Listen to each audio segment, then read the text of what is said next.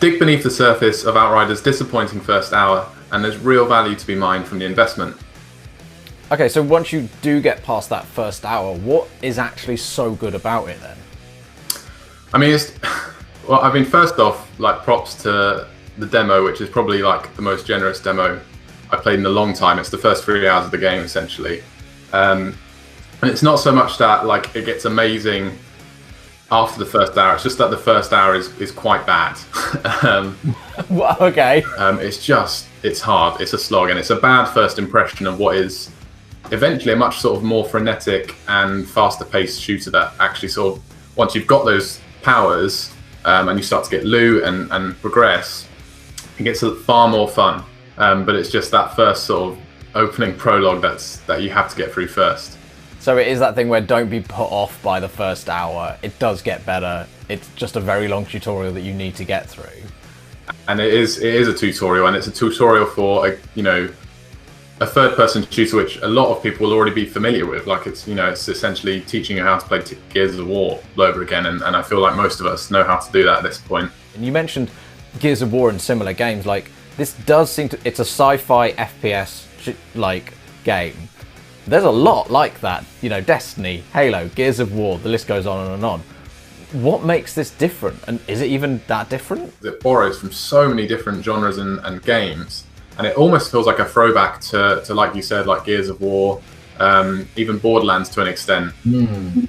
So I would say this USP isn't that it's particularly unique, right? It's very much made up of pages from several different other games. But what it does do well is it's more like moment-to-moment action combat, which feels really sort of pulsy and rhythmic and fun. There's 4 classes. I played as the Devastator, who is essentially the tank class, but he doesn't feel like it. He feels like a super offensive in battle terms, not like he's making rude remarks about anyone.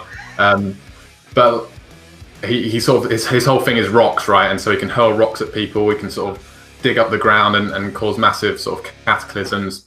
It feels really good at a moment-to-moment level, but just don't expect anything particularly like original or unique from the sort of thematic tonal side. Maybe there's a relaxed thing in here where it's like, look, it's got loads of elements of games that you know and you like already, but you're not going to be tied into this kind of like service game that you've got to invest your time and your life and years ahead of you. It's like, nah, it's just a close game, just play it, enjoy it, and you've got the benefit of, if you just like the demo, just play the demo. If you don't like it, then it's done. So it is that weird thing where it seems like a mishmash confusion, but that might be good. It might be like poutine, where it's like cheese good, gravy good, chips good. Like, what's not to like here? I mean, it's not the best thing you've ever tried, but it's fun.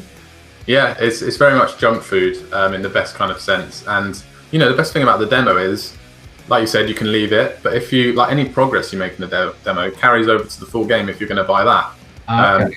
Yeah, which is that's really nice. And they haven't like ruled out DLC or expansions. They've said like if people want that kind of stuff, then maybe we will do it. But like you say, there's sort of a nice like element of closure there to go. Here's a 30-hour story campaign, and story is a big part of it. You're not going to be doing sort of randomly generated side missions or like long grindy stuff that you might be doing in Destiny.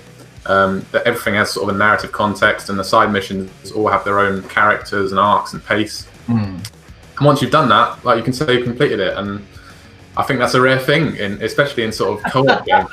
So it's quite nice, yeah. It is an alien world, and they have done a very good job, at least in the cutscenes, of kind of making it look beautiful and different, and flora and fauna and a variety of worlds and mountains and stuff.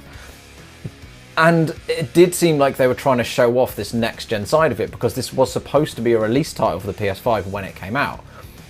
Does it feel next-gen? Does it actually transfer into the game as you start playing it? Does it feel smooth, 60 frames per second, ray tracing-ish, or, that kind of thing? Like, does it feel next-gen?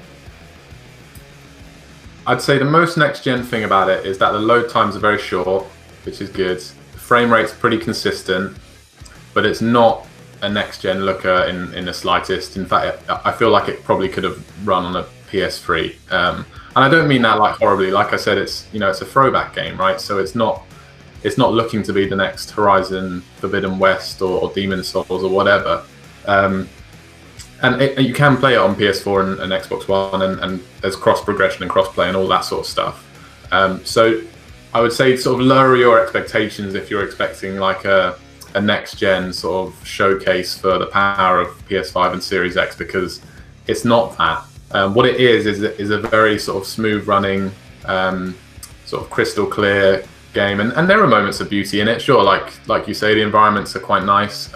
It starts off in, this is another reason why the prologue's quite bad. It starts off in very sort of drab, sort of brown color palettes and war-torn stuff we've seen before, kind of Fallout aesthetic. But you know, this is a whole alien planet, so I'm sure there's plenty of biodiversity there to explore. But you know, like I say, don't anticipate it to sort of make use of your 4K TV in all its capabilities.